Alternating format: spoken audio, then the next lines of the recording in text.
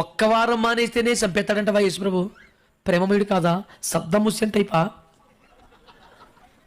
కరెక్టా నువ్వు అన్న పాయింట్? నువ్వు రానందుకు నేమీ చెప్పించడు, కానీ నువ్వు రాని రోజున పట్టుకొచ్చిన చాక్లెట్లన్నీ అందరికి ఇచ్చేసాడు. నీ పరిస్థితి ఏంటి మళ్ళీ? అంతే. వారికి సమాధానం ఇచ్చాడు. 2, పరిశుద్ధాత్మను వారి మీద నింపాడు. 3, పాపములు క్షమించి అధికారం భూమి మీద ఇచ్చాడు. ఈ 3 వారికి ఇచ్చి వెళ్ళిపోయాడు. వెళ్ళిపోయిన తర్వాత మనోడు ఎప్పుడుకో లెగిచాడు, బిర్యానీ తిని చక్కగా నోట్లో సోపు బుగింపు వేసుకుని నవ్వులుకుంటూ ఎగురుకుంటూ వచ్చాడు. వచ్చేప్పటికి అనియా తోమా యేసయ్య వచ్చాడు, మాకు సమాధానం ఇచ్చాడు, పరిశుద్ధాత్మను ఇచ్చాడు, పాపములను క్షమించే అధికారం ఇచ్చాడు. ఇది మొదలుకొని మేము ఎవరి పాపములు క్షమిస్తామో వారి పాపములు క్షమించబడతాయి, ఎవరి నిలిచుండనిస్తామో నిలిచుండిపోతాయి. ఈ అధికారం దేవుడు మాకు ఇచ్చాడు, నువ్వు మిస్ అయిపోయావన్నా అని వాళ్ళు 10 మంది చెప్పారు. చెబితే అంటాడు అయ్యయ్యో అని ఏడ్చిన రకం కాదు ఇది. అట్లయితే మానేవాడే కాదు, అంత ఆరాటమేం లేదు. ఆయన అన్నామన్నా